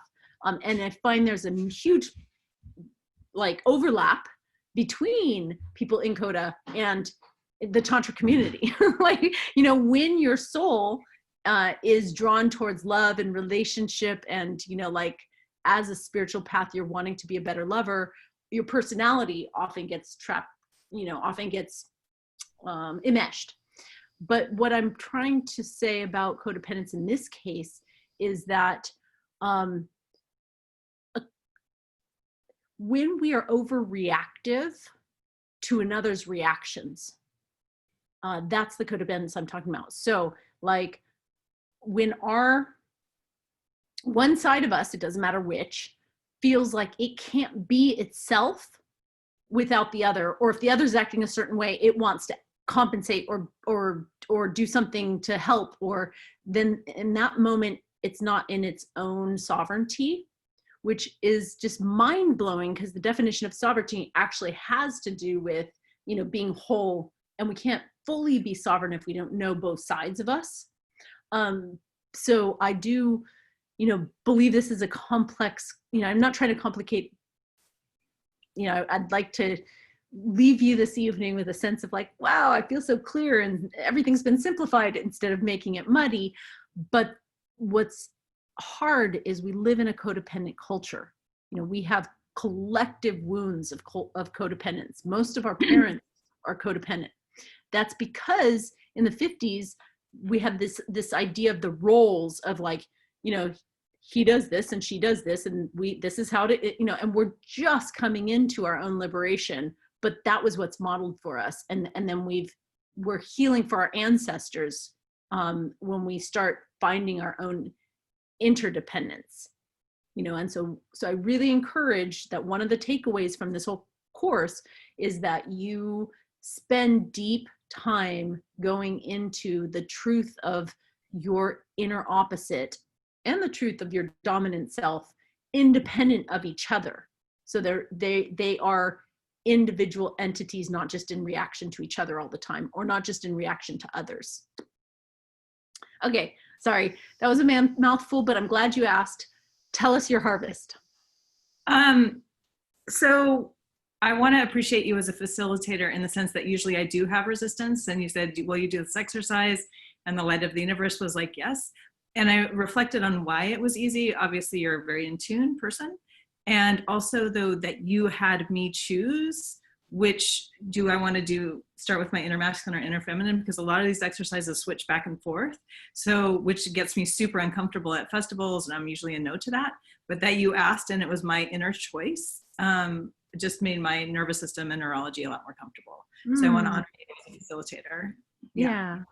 Beautiful. Thanks for the reflection. Thank you.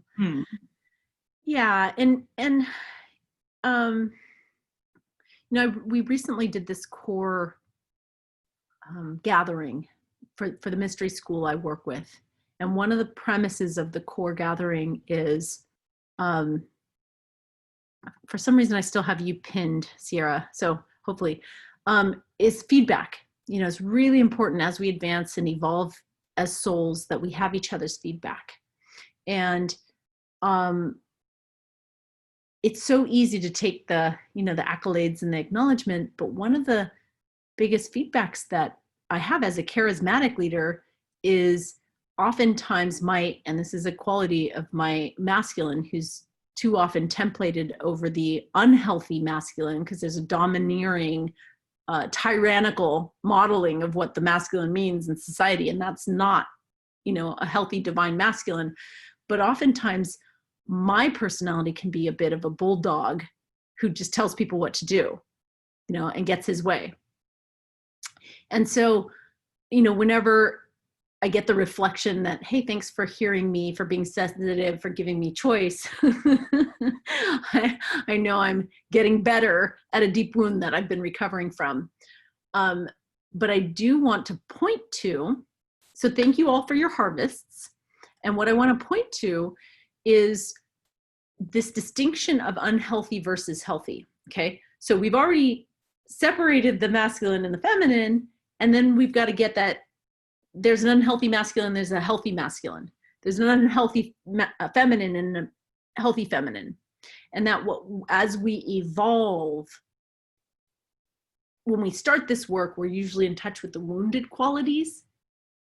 And sometimes those wounded qualities are overcompensation so that nobody knows how wounding I am. So I'll be just the best at, or I'll be the most charismatic, or I'll be the most seductive, or I'll be, you know what I'm saying? Like they're slippery. The shadow is very slippery. So the shadow will shape shift so that you don't see the shadow. And as you do this work, this is truly shadow work. Reclaiming your inner opposite is reclaiming a huge aspect of yourself that you could go through your entire life projecting onto other people. But as you do this, you start taking more and more responsibility, and you start becoming wholer and wholer. And as I promised to end the course talking about relationship, I want to point out that when we eat our shadow, when we own it, when we take responsibility, you know, only then can we start actually seeing another in who they are, independent of our projection. When we don't look at our shadow, we think it's back here, but it doesn't just go back there. It projects onto other people. We start being irritated by them, or we start seeing their annoying qualities, or we start, you know, and it's not just in the form of judgment. It's in all, you know, it's in the form of dysfunctional, toxic relationships. So healthy relationships are attainable to the degree that we do our shadow work. Not doing our shadow work is like bringing a bunch of fucking baggage into a relationship and not knowing what we packed. It's like, okay, you're in a relationship and all of a sudden they step on something. You're like, whoa, there's a landmine there. That bag exploded because I didn't know that it was, you know, it had all my trauma in it. I didn't know that it had whether it's my neglect, my abuse, my denial, and so when you more and more come to know who you are, like then you can see people for who they are. And then the relationships become cleaner, easier, more playful. And I'm going to give you one final teaser And this is what's possible. Like I said, I've been doing this work for 20 years. My husband and I have been married for almost that long. He started this path. He was on a shamanic path when I met him. And so now tonight when he comes home from work, right, he's going to come home and I'm going to tell him that I'm feeling like, I'm on purpose and I'm feeling more butch and I want to be in my masculine. And that might be like, let me relate to him, and maybe he's coming back from work and he's in his masculine. We can be like brothers. Or maybe he's like, oh my God, I want to take my work off and I just want to surrender. And he can be in his feminine and I can dominate him in bed, or I can, really provide for him in bed or be present for him as a man would a woman. It might be another day in which I'm feeling really girly and I'm like, hey, let's go shopping. And like, he's like, great. He's in his girl too. And the two of us have lots of fun being sisters. And, I could dress him up and, whatever it is, we might be sisters interacting together. Sometimes we interact like lesbian lovers, which is really fun for me. And sometimes it's like one or the other of us does hit a wound or a tender spot. And I've asked him, honey, can you just be my daddy and hold me while my little girl cries? And he has held me and he's held me and he's held me. And it is so tender because it's a conscious role play as opposed to the unconscious dysfunctional parenting, like pursuing the ingredients we didn't get from our parent. And then we end up being in like I hate it if I'm in a maternal, he sees me as his mother and I'm in a maternal role and our sex life is out the window because now I'm his mommy. And that's a total unconscious, expression of the very same healthy impulse to sometimes shape shift and role play for one another. And it can be consensual because there can be times when he's like, hey, I just really need, a brother right now. And I could be like, hey, I'm on my moon. Go find a brother somewhere else. Like, this is a time for me to be tender and reactive and I can't show up for your request. So we're in consent. There's no demands. So hopefully, this little interplay inspires you to think of the possibility of what conscious relating can be when you're reclaiming your own inner Shiva and Shakti. When you're doing the dance within yourself and then you overflow to be with another partner. So I actually, kind of ironically, as I'm wrapping class up, my husband just came back from work. Do you want to say hi to the group? Yeah. All right. He's gonna do a little wave, and I was just telling them. Do you want me to flash them? No, this is my man, and I was just telling guys. them about our gender bending role play sometimes. Oh yeah. So more on that later tonight. Yeah. Oh, it's so fun to do Enjoy. workshops at home. As we close, I need to share with you a few invitations. Okay. If you haven't already put your email in the chat box, please do, because I would love to send you a free chapter of my book. Like I said, this book just came out. I would love for you to get a copy because I know how transformative it is. And I put a lot of heart into it. And the other invitation, if you're on my chat, if you're in the chat box, you'll be on my email list. If you're just watching this video, then please go to KamalaDevi.com and I'll send you a free chapter and I'll send you, some videos too. And that's my way of staying in touch with people from around the world. So I wanted to share a book. I don't have it in hand right now because it is only out on Kindle, and it just came out this month.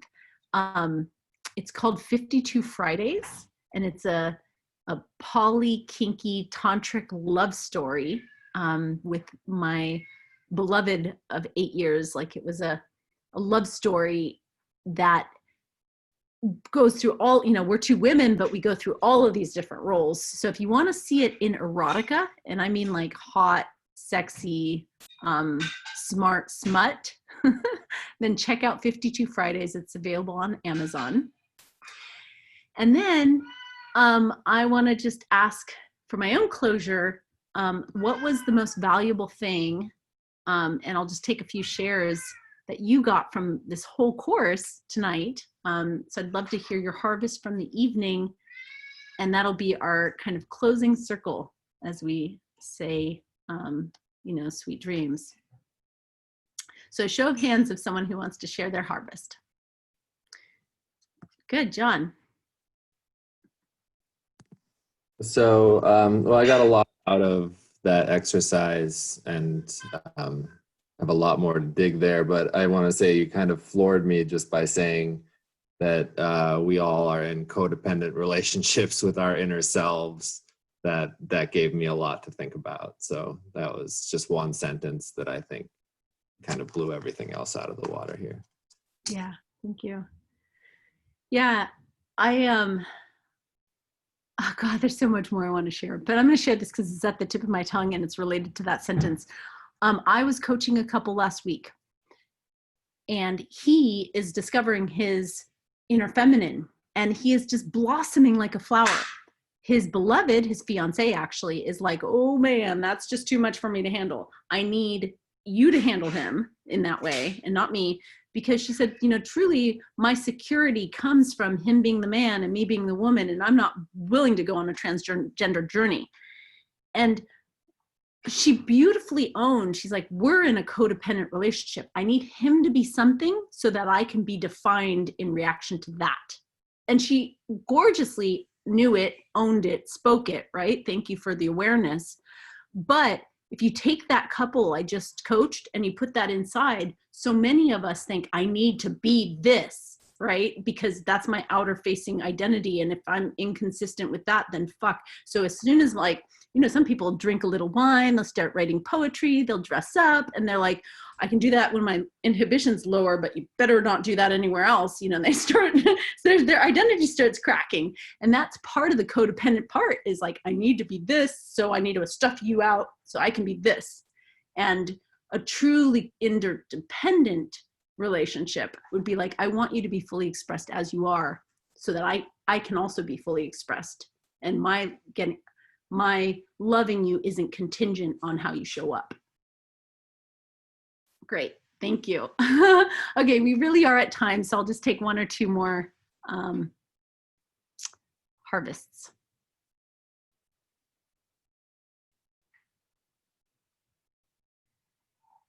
Most valuable thing you got from the course was?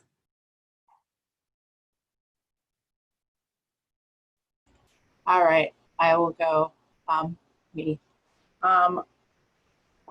What I took away as you were talking about the codependency and the inner, there was very much an intermingling there. I started out sensing in my partner that there was a need there. So I immediately went into nurturing maternal mode in my feminine. And after the share back, I immediately became empowered by that, and I felt that masculine coming in with the power. It wasn't so much a struggle, but it was more or less a okay, it's my turn. And the maternal went away, and then it came back even further. I went straight from being maternal, nurturing in the feminine, to the masculine just started to come out, no matter, even though I was thinking in my feminine mind. So I think I'm going to be able to move forward now with not so much codependency in and of the other, as you were saying. So I can, have them be their individuals, but, we can mesh, we can flow. It's all cool. Thank you, Lisa.